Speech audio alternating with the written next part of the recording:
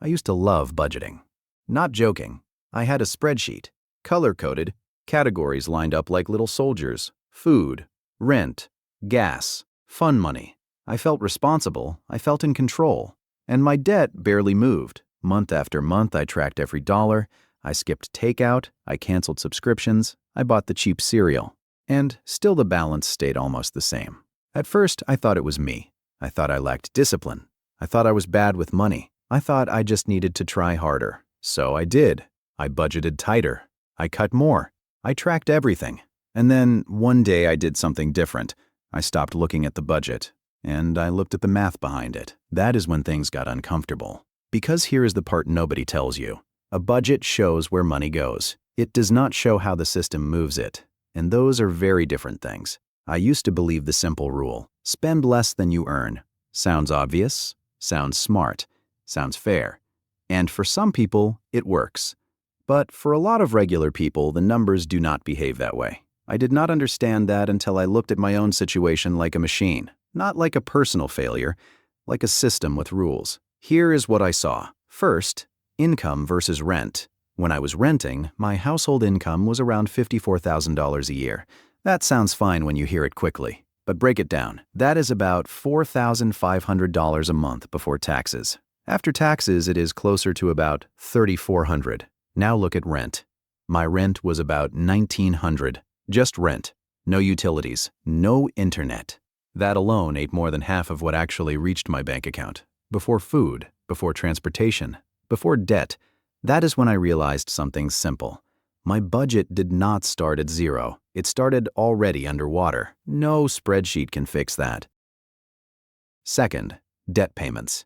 This one surprised me the most. I thought paying the minimum meant I was slowly winning. It felt responsible. It felt like progress. Then I did the math. I had about $5,000 on a credit card. The yearly interest rate was around 25%. That means each month the interest alone was a little over $100. So every month I paid, and the balance barely changed. Sometimes it even grew. That was the moment it clicked. I was not climbing out.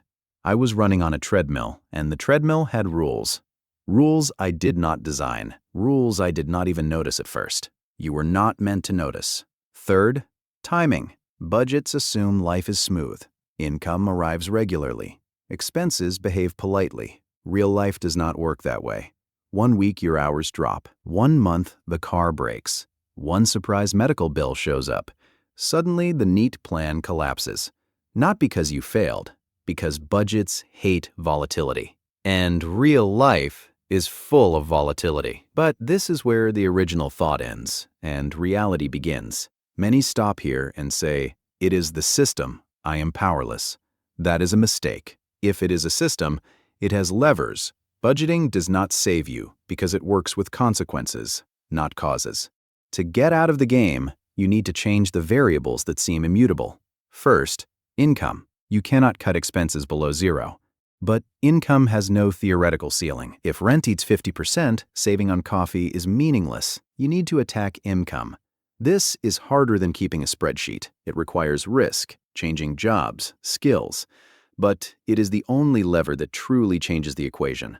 Second, fixed costs. Rent should not be a constant. Move, get roommates, negotiate. If the expense structure is heavier than the margin, you need to break the structure, not squeeze inside it.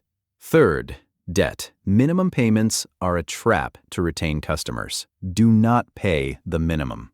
Pay aggressively. Consolidation, refinancing, avalanche. Any method that hits the debt body, not the interest. This requires discipline higher than just keeping records. Fourth, accepting risk. Stability in such a system is an illusion. Trying to maintain a comfortable lifestyle with negative cash flow is self-deception. Sometimes you need to radically lower your lifestyle to accumulate resources for a leap. It is unpleasant. It is hard, but it works. It is not true that budgeting is useless. It is helpful. It shows leaks. It shows patterns. It shows reality. But it is not an engine. It is a dashboard. I thought organization equals control. Sometimes it does. But sometimes you were just watching a machine do exactly what it was built to do. Watch the incentives. Lenders make money when balances stay longer. Landlords make money when rent rises. Payment systems make money from fees. None of these incentives care about your spreadsheet. Systems do not care about you. They care about outcomes. Once I understood this, something changed. Not my income, not my debt. Overnight, what changed was how I interpreted the situation. I stopped blaming myself for imperfection and started seeing the constraints clearly, and then started breaking them. A budget is not a solution. It is a flashlight. It shows where the walls are, and sometimes the walls are much closer than you thought. But seeing the walls, you do not just stand before them. You look for a tool to break through them. I still budget today, but I do not expect it to rescue me. I use it to understand the system I am inside, to see the pressure, to see the locks, to see the rules, because once you see the rules, you stop thinking everything is your personal failure, and you start seeing the bigger picture, and that picture is usually very simple. It is not chaos, it is design. And design can be changed if you stop being just a user.